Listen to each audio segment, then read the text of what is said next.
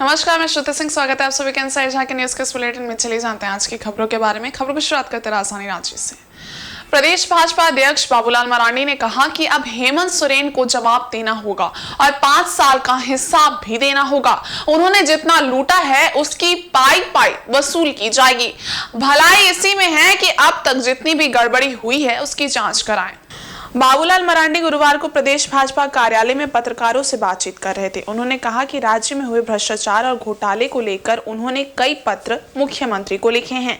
सरकार को पहले ही सचेत कर दिया गया था कि इस तरह की गड़बड़ी हो रही है, इससे खुद बचें और राज्य को भी बचाएं। भ्रष्टाचार के मामले में अगर राज्य को नहीं बचाएंगे तो खुद भी उसी आग में जल जाएंगे। उन्हें कोई बचा नहीं सकता है। लेकिन सरकार के खिलाफ बोलने वालों पर हेमंत सरकार केस करती रही। उनके ऊपर भी कई केस हो चुके हैं। सरकार पुलिस प्रशासन का इस्तेमाल टूल्स की तरह कर रही है। उन्होंने कहा कि हमारी पार्टी ने परिवर्तन यात्रा में नारा दिया था कि ना कहेंगे ना सहेंगे, बदल कर रहेंगे।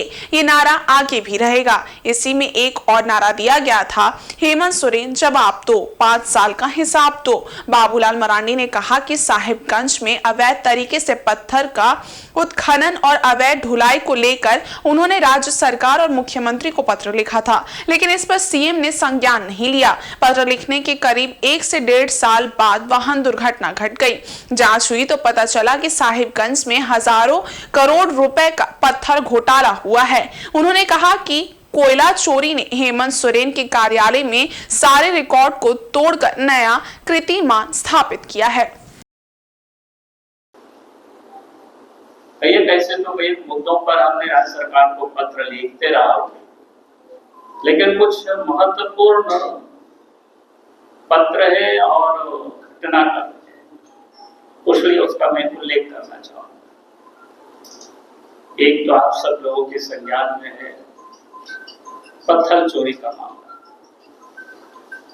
तो साहेबगंज में इलीगल तरीके से पत्थर का उत्खनन होते रहा, इलीगल ढुलाई भी होते रहा, इलीगल घाटों से भी ढुलाई होते रहा। समय छोड़ करके कुछ समय पर भी अर्थात रात में जहां ट्रांसपोर्टिंग करना अलाउ नहीं था पानी की जहाज से, वहां रात में भी चलता था। और हमारे पास जो सूचना थी कि कभी भी वो दुर्घटनाग्रस्त हो सकता है, और इसको लेकर के मैंने राज्य सरकार को, राज्य के मुख्यमंत्री को पत्र लिखा। लेकिन राज्य के मुख्यमंत्री ने उस पत्र का संज्ञान तो लिया ही नहीं, लेकिन एक्नॉलेजमेंट तक हमें नहीं दिया। पूरे मामला आप सब लोगों के संज्ञान में है। उसके बाद फिर जांच हुआ तो पता चला कि हजारों करोड़ की घोटाला उस साहिबगंज में पत्थर खदानों पर कोई इलीगल। अभी भी जांच चल रहा है, कई लोगों के ऊपर केस है। दूसरा, आप सब लोगों के संज्ञान में है, आज आ गया होगा कोयला को लेकर के, जो धनबाद में जिस प्रकार से कोयला की चोरी हेमंत सोरेन के राज्य में हो रहा था, यानी पिछले सारे रिकॉर्डों को तोड़ते हुए उन्होंने नए कीर्तिमान स्थापित। इधर सरायकेला जिला के आदित्यपुर थाना अंतर्गत सालडी बस्ती में एक हिस्ट्री सीटर की गुरुवार रात आपसी रंजिश में गोली मारकर हत्या कर दी गई। मृतक की पहचान पंकज माझी के रूप में हुई है। उस पर 3 हत्या के मामले पहले से दर्ज हैं। मृतक पंकज माझी कुख्यात अपराधी कृष्णा गोप गिरोह से जुड़ा था। प्राप्त जानकारी के अनुसार गुरुवार देर रात पंकज माझी जमशेदपुर के बिष्टुपुर से लौटा था। इस बीच पहले से घात लगाए अपराधियों ने उसे पहले तो रुकवाया और बातचीत के क्रम में गोली मार दी, जिससे वे गंभीर रूप से घायल हो गया। घटना के बाद घायल अवस्था में उसे टीएमएच अस्पताल में भर्ती कराया गया, जहां चिकित्सकों ने उसे मृत घोषित कर दिया। इधर देर रात घटना की जानकारी होने पर आदित्यपुर पुलिस मौके पर पहुंची और छानबीन में जुट गई। मृतक की बहन अंजलि कुमारी ने बताया है कि उसके भाई का बस्ती के कृष्ण गोप तोरा व चंदू नामक युवकों से विवाद चल रहा था। उन्हीं लोगों ने मिलकर इस हत्याकांड को अंजाम दिया है। घटना के संबंध में जानकारी देते हुए आदित्यपुर थाना प्रभारी राजीव कुमार सिंह ने बताया है कि मृतक पंकज माझी का उसके सहयोगी कृष्णा गोप के साथ मोबाइल को लेकर विवाद हुआ था। विवाद बढ़ने के चलते ही इस हत्याकांड को अंजाम दिया गया है। फिलहाल पुलिस सभी पहलुओं की जांच कर रही है। पंकज माझी पर आदित्यपुर थाना क्षेत्र में हुए 3 हत्याकांड के मामले पूर्व से दर्ज हैं। इनमें मुख्य रूप से मौनी दास हत्याकांड, वरुण गोप हत्याकांड एवं गणपत हत्याकांड के मामले शामिल हैं। हत्या हुआ था भैया का कैसे कैसे क्या हुआ? और 3 दिन छुपे हुए थे, कृष्णा, चंदू, चुर्रा, हम लोग तीनों छुपे हुए थे। भैया विष्णुपुर से घर आ रहे थे, उसी में पीछे से वार कर दिया। वो पर्सनल मैटर था, फ़ोन को लेके कुछ 2 दिन पहले, अच्छा, 10 से 11 के बीच। अभी आपके भैया की स्थिति क्या है? अभी नहीं रहे। वहीं पश्चिमी सिंहभूम जिले के बनगांव प्रखंड स्थित चंपावा गांव के फुलटोला मैदान में आयोजित 4 दिवसीय हॉकी प्रतियोगिता का गुरुवार को समापन हुआ। समापन समारोह का उद्घाटन मुख्य अतिथि विधायक सुखराम उरांव ने खिलाड़ियों से परिचय प्राप्त कर किया। इसके बाद कुलबुरु ए टीम एवं परोमडी गिरजा टोला ए टीम के बीच फाइनल मैच खेला गया। खिलाड़ियों ने जबरदस्त खेल का प्रदर्शन किया, जिसमें विजेता टीम को विधायक ने सम्मानित किया। मालूम रहे कि बनगांव राज्य का एक ऐसा प्रखंड है जिसे हॉकी का नर्सरी भी कहा जाता है। देश को अंतर्राष्ट्रीय स्तर के हॉकी खिलाड़ी देने में बनगांव प्रखंड का अहम योगदान है। यहाँ ग्रामीण स्तर की हॉकी से लेकर कई खिलाड़ियों ने अंतर्राष्ट्रीय हॉकी प्रतियोगिता में अपनी खेल प्रतिभा का लोहा मनवाया है। चक्रधरपुर के विधायक सुखराम उरांव ने कहा कि हॉकी खेल एक अंतर्राष्ट्रीय खेल है। ये बनगांव प्रखंड में बृहद पैमाने पर खेला जाता है। यहाँ के हॉकी खिलाड़ी देश विदेश में भी जाकर खेल चुके हैं, जो कि हम लोगों के लिए गर्व की बात है। उन्होंने कहा कि खेल या स्पोर्ट्स क्रियाओं में सक्रिय रूप से भाग लेने वाले व्यक्ति का शारीरिक और मानसिक विकास दूसरों से अच्छा होता है। यह हमें जीवन में बहुत सारी आवश्यक चीजों को सीखने का मौका देता है। ये टीम सदस्यों के बीच में मित्रता की भावना को विकसित करने, एक साथ काम करने की आदत को बढ़ावा देती है। ये मस्तिष्क और शरीर को आकार देने और थकान और सुस्ती को हटाने के द्वारा मानसिक और शारीरिक कड़ाई वाले व्यक्ति का निर्माण करती है। दोबारा चंपावा में मेरा आपका सहयोग से प्रवेश हुआ है और खासकर ये हमारा बॉर्डर इलाका है।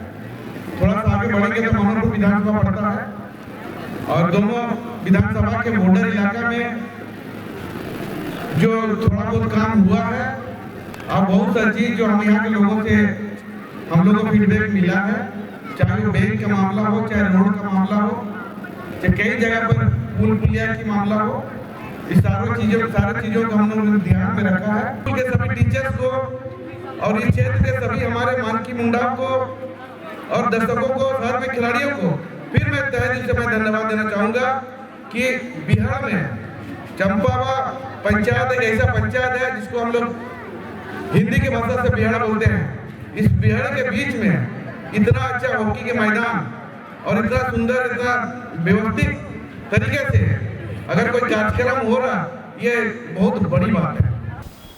इधर जमशेदपुर के सिद्धगोड़ा थाना अंतर्गत क्रॉस रोड नंबर 12 स्थित L4/3 के रहने वाले राहुल वर्मा के घर की खिड़की तोड़कर चोरों ने लाखों रुपए के आभूषण और सामान पर हाथ साफ कर दिया। घर के सभी लोग सरायकेला जिले के कांडा स्थित अपने पैतृक गांव गए हुए थे।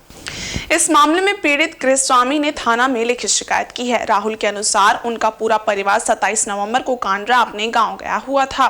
घर बंद होने का फायदा उठाते हुए चोर पीछे की खिड़की का रॉड काटकर घर में घुसे और अलमारी का ताला तोड़कर उसमें रखे गहने समेत कई सामानों की चोरी कर ली। शुक्रवार सुबह पड़ोसियों ने घर का दरवाजा खुला पाया, जिसके बाद तुरंत ही इसकी जानकारी घर के सदस्यों को फोन पर दी। आनन फानन में परिवार के सभी लोग कांड्रा से जमशेदपुर पहुंचे। घर के भीतर जाने पर सारा सामान बिखरा पड़ा था और अलमारी खुला हुआ था। घर के कई सामान भी गायब थे। राहुल वर्मा ने इसकी सूचना तत्काल पुलिस को दी, जिसके बाद पुलिस मौके पर पहुंची और छानबीन की। आस पड़ोस के लोगों ने बताया कि क्षेत्र में पुलिस की सक्रियता नहीं होने के कारण चोरों का मनोबल काफी बढ़ा हुआ है।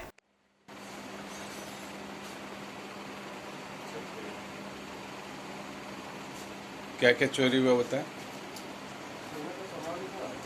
हम लोग घर के थे नहीं, 27 तारीख को घर चले गए थे। घर से आज फ़ोन आया कि क्वार्टर खुला हुआ है पीछे से, तो हम लोग आके देखे तो देखे चोरी हुआ है। शादी का सारा जेवर था, करीब 45-50 ग्राम था। उसके बाद घड़ी था, उसके बाद होम थिएटर था। ये सब भी दिख रहा है। अभी पूरा सामान देखेंगे तब बता पाएंगे अच्छे से क्या क्या चोरी हुआ है।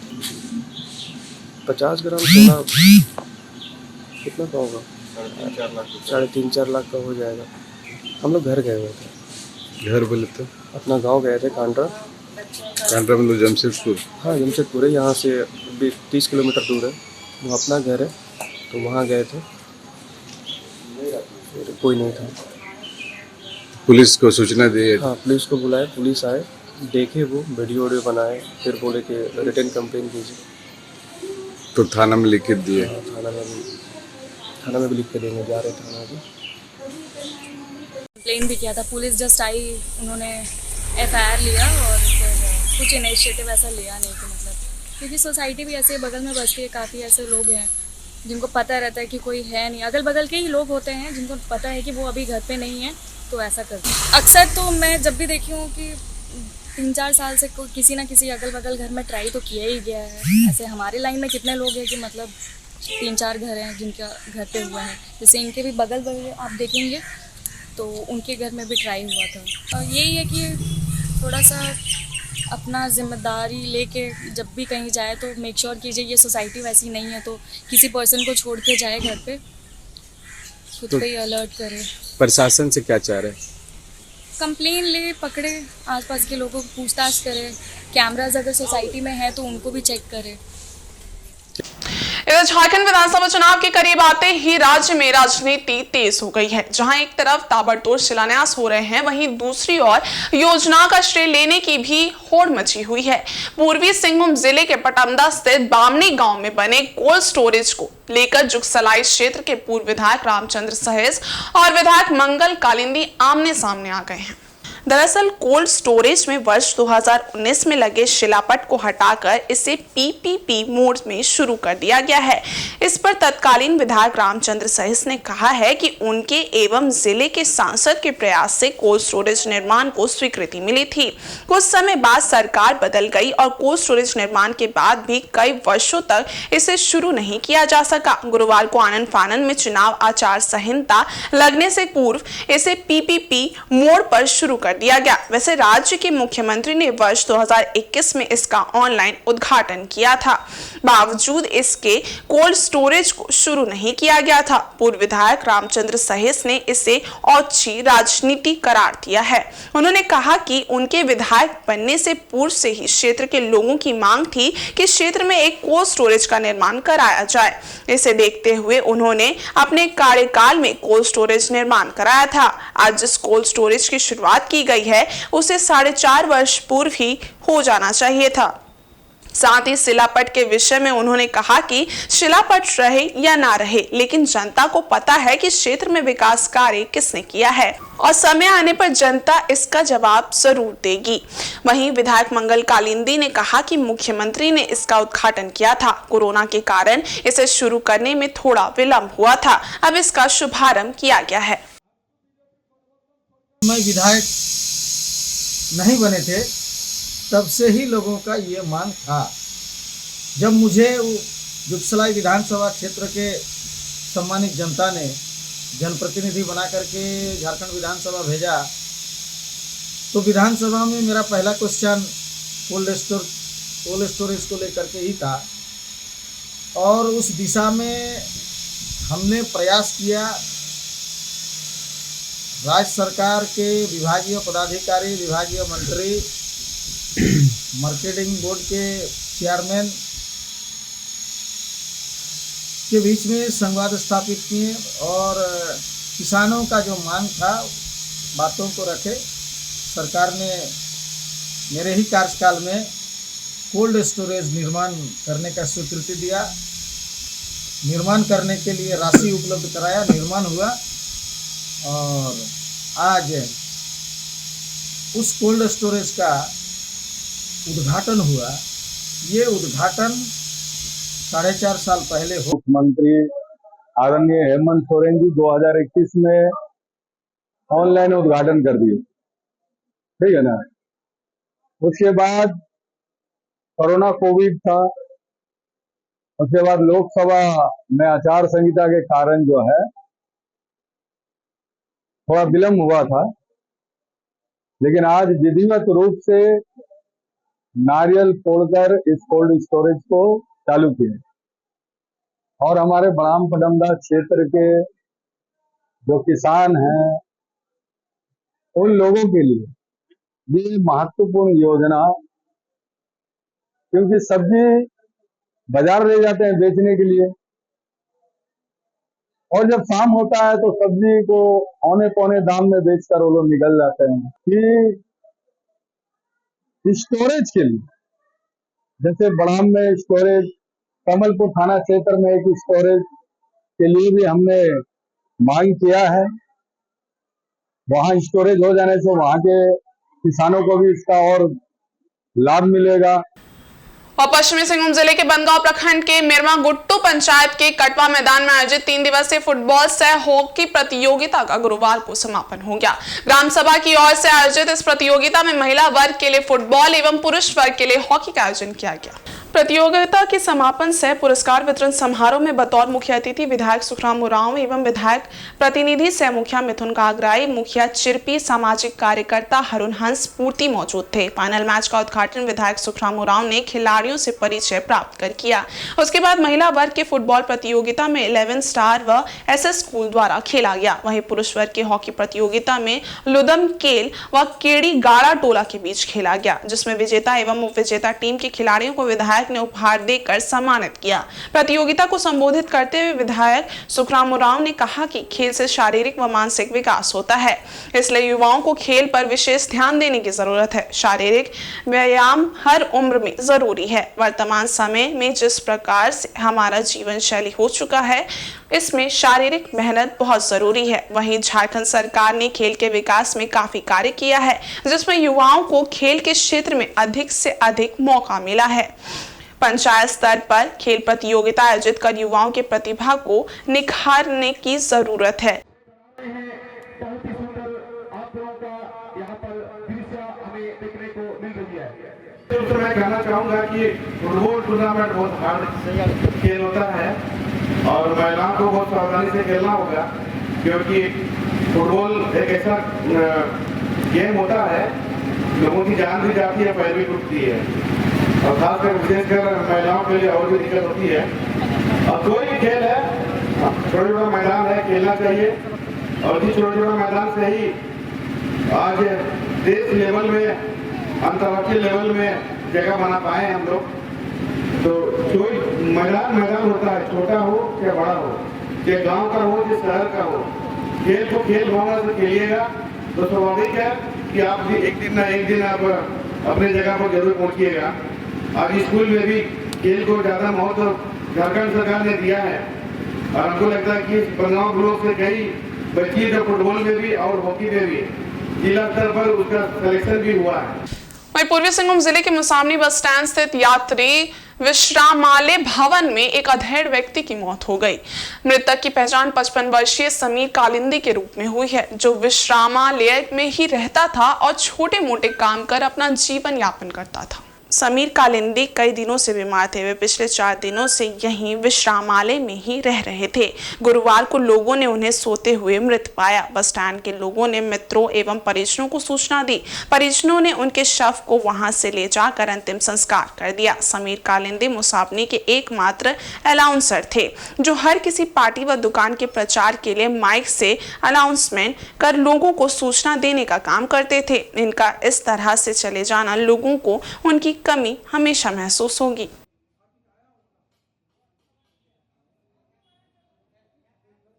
पश्चिमी सिंहभूम जिले के मनोहरपुर लाइन पार दुर्गा पूजा समिति के 100 साल पूरा होने पर इस बार दुर्गा पूजा का भव्य आयोजन किया जा रहा है। गुरुवार को कलश स्थापना के उपरांत शारदीय नवरात्र पूजन का प्रारंभ हुआ। नवरात्र में आदिशक्ति मां नव दुर्गा के नव रूपों की पूजा की जाती है। पहले दिन नवरात्र के शुभ मुहूर्त पर कलश घट का विधि विधान से स्थापना कर मां दुर्गा के प्रथम स्वरूप शैलपुत्री की आराधना की गई।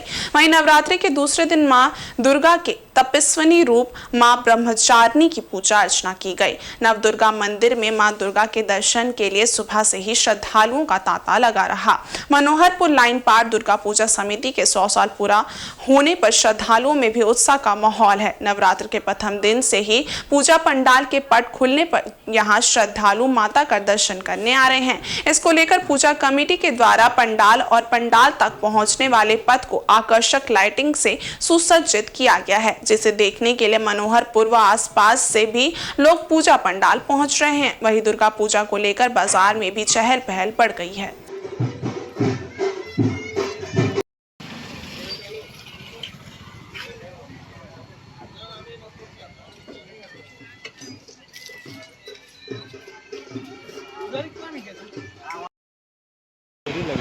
काली माते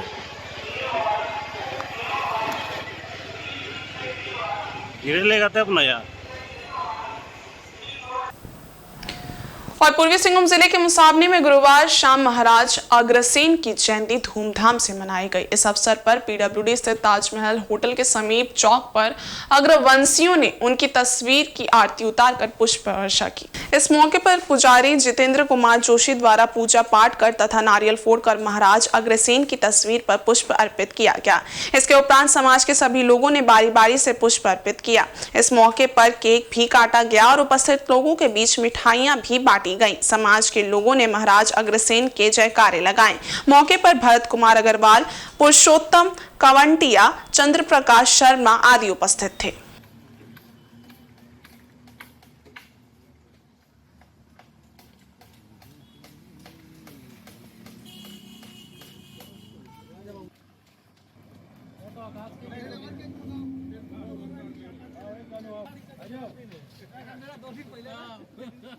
आज मैं भरत कुमार अग्रसेन जयंती मना रहा हूँ। 1 रुपये की टाइप पर आधारित हमारे समाज के कुल देवता अग्रसेन महाराज जी है। उनके जन्मदिन पर आज हमने ताजमहल चौक पर एक प्रोग्राम रखा गया जिसकी जयंती मना रहे हैं। और इस बुलेटिन में बस इतना ही। ब्रेक के उस पार कुछ और खास खबरें, तब तक के लिए देखते रहिए इनसाइड झारखंड न्यूज़। धन्यवाद।